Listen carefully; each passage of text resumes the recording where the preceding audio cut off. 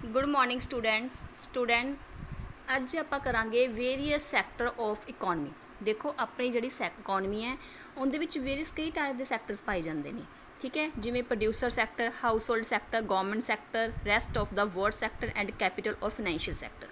ठीक है, हुण जिहड़ा प्रोड्यूसर सैक्टर है वो की हुंदा वै, प्रोड्यूसर सैक्टर ने की करना हुंदा है, वो की है उनका काम है प्रोडक्शन करनी and sale of good and service. ठीक है, this sector is in the form of firm and corporation. ये जोड़े है सैक्टर इनके अंडर फॉर्म्स आ जाएंगे, कॉरपोरेशन आ जाएगियाँ। ये की है प्रोडक्शन फैक्टर्स नू की करता है, हायर करता है। देखो hire factor of production, production of function मतलब फैक्टर ऑफ प्रोडक्शन कड़ा हो गया like land, labour, capital and entrepreneurship. ठीक है, skills from the household sectors, ये आप सारा क्लीयर कर लेना, इसलिए मैं तुम पहला करवाया सी ताकि तुम समझ आ जाए। हाउस होल्ड सैक्टर्स तो की करता है, ये प्रोडक्शन फैक्टर नू हायर करता है। प्रोडक्शन फैक्टर कड़े हो गए लैंड, लेबर, कैपिटल, एंटरप्रेन्योरशिप होगी। ठीक है, इन्हों की हायर करता है तो इन्हों के बदले वो की दिंदा इन्हों गुड एंड सर्विस या इन्होंने फैक्टर्स की है पेमेंट करता है। जे तो उन्होंने बदले गुड एंड सर्विस दे रहा है तो इट्स मीन वो कड़ा फ्लो है, रियल फ्लो है। जेकर फैक्टर पेमेंट कर रहा है तो कड़ा फ्लो है, वो मनी फ्लो है। क्लीयर। उस तो बाद हाउस होल्ड सैक्टर आ गया। हाउस होल्ड सैक्टर्स की होंगे है, वो गुड एंड सर्विस की करता है, कंज्यूम करता है।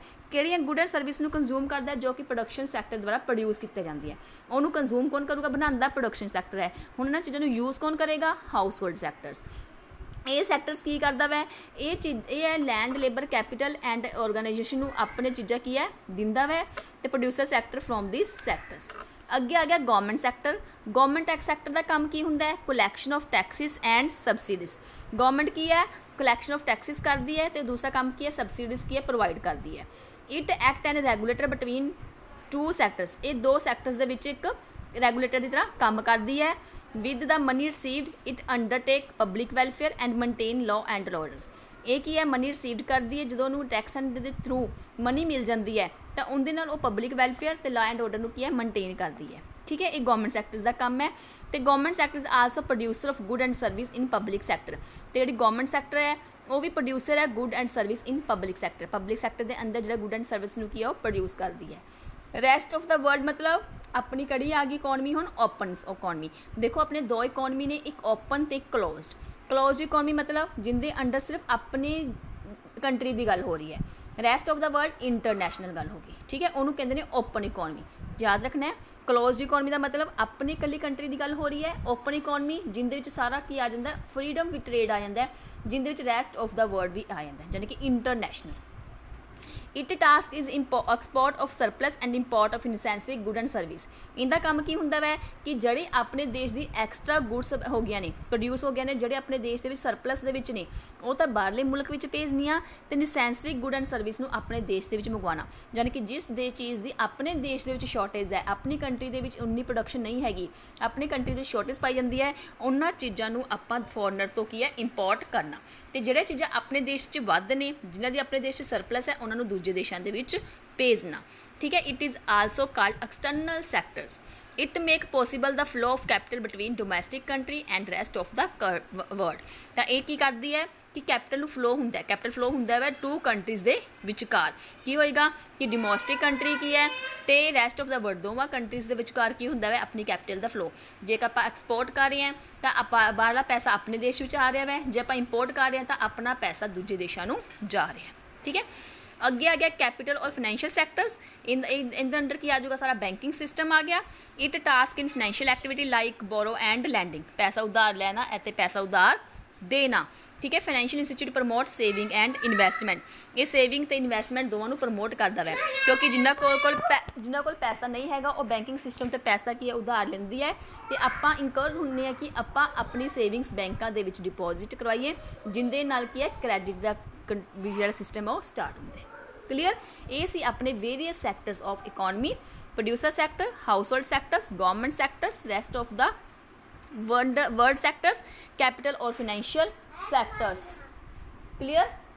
ठीक है, तो इनके नाल हुण तुहानूं पता लग गया ना हुण कि हाउस होल्ड सैक्टर्स की करता है, जो प्रोड्यूसर साडा गुड एंड सर्विस बनाता है उन्होंने कंज्यूम करता है। प्रोड्यूसर सैक्टर्स की है, हाउस होल्ड सैक्टर्स तो की है फैक्टर ऑफ प्रोडक्शन हायर करता है, तो उनके बदले उन्होंने पेमेंट प्रोवाइड करता है। ठीक है, तो जी पेमेंट प्रोवाइड करता है उस पेमेंट के नाल ही की होंगी है फिर गांह विच होर ज़्यादा प्रोडक्शन होती है। क्लीयर। चलो ਆਪਾਂ ਰੀਅਲ ਫਲੋ ਤੇ ਮਨੀ ਫਲੋ ਕਰ ਲਿਆ ਸੀ। ਹੁਣ ਉਸ ਤੋਂ ਬਾਅਦ ਤੁਹਾਡੇ ਆਉਂਦੇ ਨੇ 2 sector model, 3 sector model and 4 sector model. ਅੱਜ ਆਪਾਂ ਕਰਾਂਗੇ 2 ਸੈਕਟਰ मॉडल। ਤੁਹਾਨੂੰ ਪੇਪਰ ਦੇ ਵਿੱਚ ਆ ਜਾਊਗਾ ਕਿ 2 ਸੈਕਟਰ ਮੋਡਲ ਬਣਾਓ, 3 ਸੈਕਟਰ ਮੋਡਲ ਬਣਾਓ, 4 ਸੈਕਟਰ ਮੋਡਲ ਬਣਾਓ। ਠੀਕ ਹੈ, ਜੇਕਰ ਤੁਹਾਨੂੰ ਕਹਿ ਰਹੇ ਨੇ 2 ਸੈਕਟਰ ਮੋਡਲ ਬਣਾਓ, 2 ਸੈਕਟਰ ਦਾ ਮਤਲਬ ਆਪਾਂ 2 ਸੈਕਟਰ ਦਿਖਾਣੇ ਹੈ। ਕਿਹੜੇ ਕਿਹੜੇ? Producer sector and house hold sector. 3 sector ਦੀ ਗੱਲ ਕਰ ਰਿਹਾ ਹੈ ਤਾਂ ਆਪਾਂ ਕੀ ਦਿਖਾਵਾਂਗੇ? ਆਪਾਂ ਦਿਖਾਵਾਂਗੇ producer sector, house hold sectors and government sector. 4 sector model ਦੀ ਗੱਲ ਹੋ ਰਹੀ ਹੈ ਤਾਂ ਆਪਾਂ ਦਿਖਾਵਾਂਗੇ ਹਾਊਸ ਹੋਲਡ ਸੈਕਟਰ ਤਾਂ ਆਏਗਾ ਹੀ ਆਏਗਾ, ਪ੍ਰੋਡਿਊਸਰ ਸੈਕਟਰ ਆਏਗਾ, ਗਵਰਨਮੈਂਟ ਸੈਕਟਰ, 3 ਸੈਕਟਰ ਆਉਣਗੇ। ਨਾਲ ਚੌਥਾ ਕਿਹੜਾ ਆ ਜਾਏਗਾ? Rest of the world. ਠੀਕ ਹੈ, ਚਲੋ ਹੁਣ ਆਪਾਂ ਅੱਜ ਸਿਰਫ ਇੱਕ ਹੀ ਮੋਡਲ ਕਰਾਂਗੇ। ਆਪਾਂ ਕਰ ਰਹੇ ਹਾਂ 2 ਸੈਕਟਰ ਮੋਡਲ। 2 ਸੈਕਟਰ ਮੋਡਲ ਦੇ ਵਿੱਚ ਦੇਖੋ ਦੋ ਹੀ ਸੈਕਟਰ ਹੁੰਦੇ ਨੇ। ਇੱਕ ਹੁੰਦਾ ਹਾਊਸ ਹੋਲਡ ਸੈਕਟਰ, ਦੂਸਰਾ ਹੁੰਦਾ ਵੈ ਪ੍ਰੋਡਿਊਸਰ ਸੈਕਟਰ। ਠੀਕ ਹੈ, 2 ਮੋਡਲ ਨੇ, ਹਾਊਸ ਹੋਲਡ ਸੈਕਟਰ ਤੇ ਪ੍ਰੋਡਿਊਸਰ ਸੈਕਟਰ। ਇਹਨਾਂ ਦੋਵਾਂ ਦੇ ਵਿੱਚ ਕੀ ਹੈ ਕਿ ਆਪਸ 'ਚ ਫੈਕਟਰਸ ਦੀ ਸਰਵਿਸ ਤੇ ਪੇਮੈਂਟ ਹੁੰਦੀ ਹੈ। ਪਹਿਲਾਂ ਕੀ ਹੁੰਦਾ ਵੈ? ਹਾਊਸ ਹੋਲਡ ਸੈਕਟਰ ਕੀ ਹੈ? ਪ੍ਰੋਡਿਊਸਰ ਸੈਕਟਰਸ ਨੂੰ ਕੀ ਕਰਦਾ ਵੈ? ਫੈਕਟਰ ਸਰਵਿਸ ਦਿੰਦਾ ਹੈ, ਫੈਕਟਰ ਸਰਵਿਸ। ਠੀਕ ਹੈ, ਹੁਣ ਤੁਹਾਨੂੰ ਪਤਾ ਹੀ ਹੈ ਕਿ ਫੈਕਟਰ ਸਰਵਿਸ ਕਿਹੜੀ ਕਿਹੜੀ ਹੋ ਗਈਆਂ? Land, labour, capital and entrepreneur. ਠੀਕ ਹੈ, ਬਦਲੇ ਦੇ ਵਿੱਚ ਪ੍ਰੋਡਿਊਸਰ ਸੈਕਟਰਸ ਉਹਨਾਂ ਨੂੰ ਕੀ ਦਿੰਦਾ ਵੈ? Good and service. ਠੀਕ ਹੈ, ਹਾਊਸ ਹੋਲਡ ਸੈਕਟਰ ਨੇ ਪ੍ਰੋਡਿਊਸਰ ਸੈਕਟਰ ਨੂੰ ਫੈਕਟਰ ਸਰਵਿਸ ਦਿੱਤੀ। ਪ੍ਰੋਡਿਊਸਰ ਸੈਕਟਰ ਕੀ ਕਰੇਗਾ? ਉਹਨਾਂ ਦੀ ਫੈਕਟਰ ਪੇਮੈਂਟ। ਫੈਕਟਰ ਪੇਮੈਂਟ ਮਤਲਬ ਇੱਥੇ ਤੁਸੀਂ ਸਾਰਾ ਲਿਖਣਾ ਵੈ। ਫੈਕਟਰ ਸਰਵਿਸ ਕਿਹੜੀਆਂ ਕਿਹੜੀਆਂ ਹੋ ਗਈਆਂ? Land, labour, capital and entrepreneurship. ਠੀਕ ਹੈ, ਠੀਕ ਹੈ। ਜਿਹੜੇ ਫੈਕਟਰ ਪੇਮੈਂਟ 'ਚ ਕੀ ਆ ਜਾਏਗਾ ਹੁਣ ਤੁਹਾਡਾ? Rent, wages, profit, interest. ਠੀਕ ਹੈ, ਜਦੋਂ ਹੁਣ ਪ੍ਰੋਡਿਊਸਰ ਸੈਕਟਰ ਨੇ ਫੈਕਟਰ ਪੇਮੈਂਟ ਕਰਤੀ ਇਹਨਾਂ ਨੂੰ ਤਾਂ ਹਾਊਸ ਹੋਲਡ ਕੋਲ ਪੈਸਾ ਆ ਗਿਆ। ਉਹਦੇ ਨਾਲ ਕੀ ਕਰੇਗਾ? Consumption expenditure. ਕੰਜ਼ੰਪਸ਼ਨ ਐਕਸਪੈਂਡੀਚਰ ਤੁਸੀਂ ਐਂ ਯਾਦ ਕਰਨਾ ਕੀ ਕਰੇਗਾ? Consumption expenditure.